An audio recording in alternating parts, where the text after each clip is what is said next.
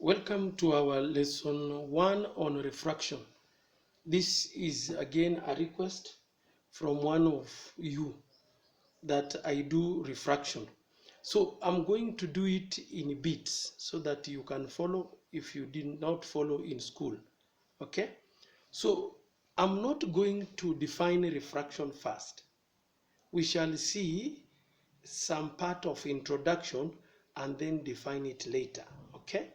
So let me focus you on the board so that we can see what I have prepared for you. I think we can see from there. Refraction on plane surface. Okay? Now, what are we talking about here? What is refraction? It may not make sense now, but in a nutshell, I want you to first understand what we did even in waves. Okay? In a medium of homogeneous optical density. Homogeneous means the same kind, the same composition. Optical density normally refers to the taking in of light and giving it out, the absorption and transmission. So it's not just density, mass over volume, no. It relates to how a material takes and then transmits light. Okay, so that's what we mean by optical density. It is different from that normal density. In Form 1 we say mass over volume. Okay, so optical density pertains to how a material absorbs and transmits light.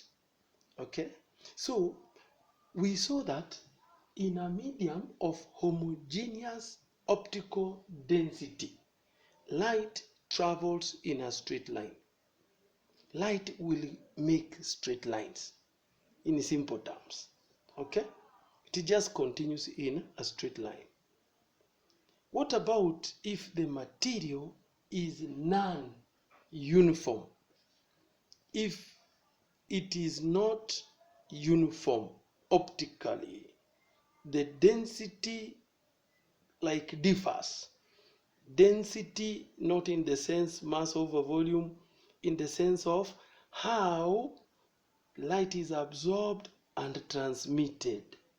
So if we have a body or bodies which do not have uniform optical density, light will not travel in a straight line. Okay? It will change direction. It will bend. Okay?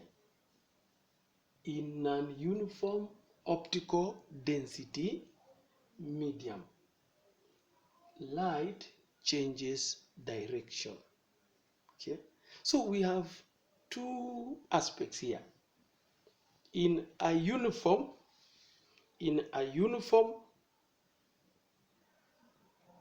optical density material, light travels in a straight line. In a non-uniform, light changes direction. That is introduction. But how can we connect with the refraction? Not yet defined. Still giving you some good basics. Look at this in primary. I want us to concentrate a bit down. Let us shift our camera down on these two experiments. Okay, so we have these two experiments, for example. The first one, we have a pencil in a beaker. We have a pencil in a beaker has water. And then the second one, we have a similar beaker, same quantity of water. You can see same quantity of water. I can signify by that, same level. Okay? We put the same, but now we hold the pen vertically like this. The original one, the first one, we had put it at an angle. We had put just at an angle. I don't have a beaker here in my room at the moment, but we put it at an angle. It was at an angle like that. The second one, it is vertical. I don't have a beaker, but you can achieve this in school. So this one, it is leaning on the wall, on the top part of the beaker. This one we are holding vertically. So what would be your observation if you look at these two? What would be your observation? This one you can do it at home, okay? So what would be observation? In the first one, we see portion of the pencil in water is bent. The portion in water is bent. Here appears short. Okay, it appears short. So these are experiences that we have encountered at home. We are going to find out, why does it appear bent? Why does it appear short? Those are situations which will lead to our introduction of refraction. Okay? These two, when done at home, gives you a basis for what we call refraction. So refraction is the bending of light when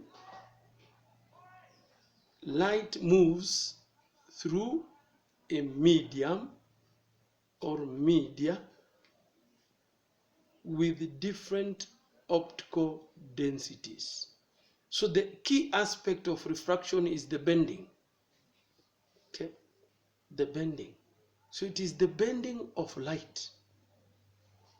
It is, in a nutshell, the bending of the light. Light bends when it moves from one medium to another.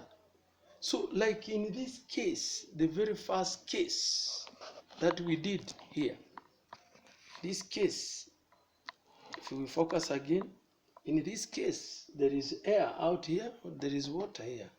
They are not of the same optical density.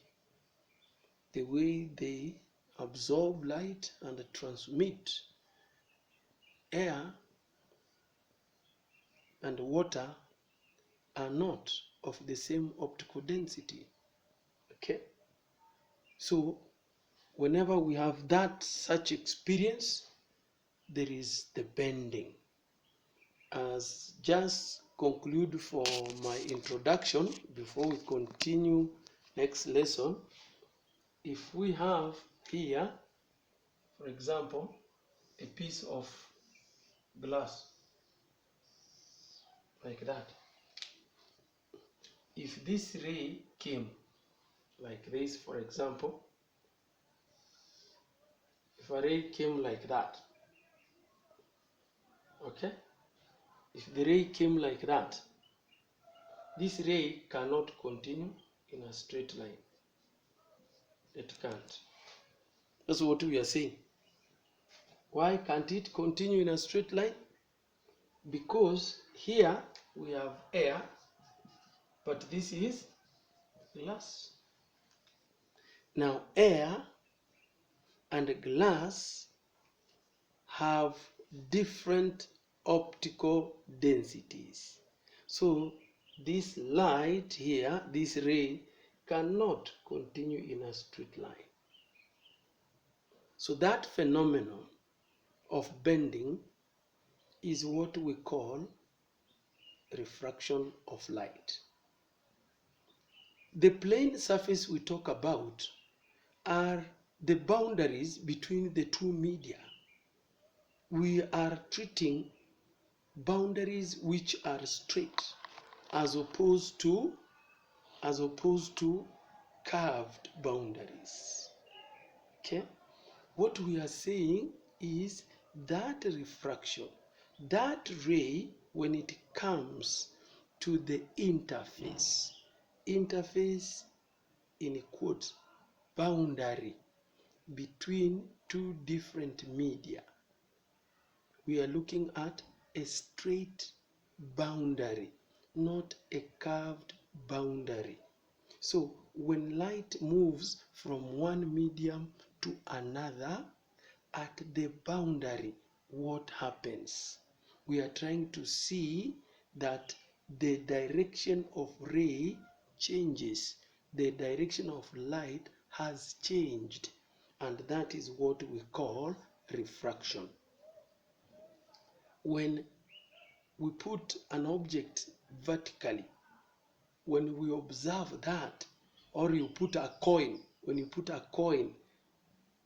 in a beaker and then fill that beaker with water, that coin at the bottom appear raised. Okay, that is still a refraction. We are going to account for why does it appear raised. Why does it appear raised? So look at the concept in a proper and in the right dimension. Okay, so that is the introduction of refraction on plane surface. So next lesson, I'm going to deal with justification. What happens? Why does it appear that? We have already seen it's the bending. There are a few formula that will be introduced then. Please keep on subscribing. Bye bye. Wait for lesson 2.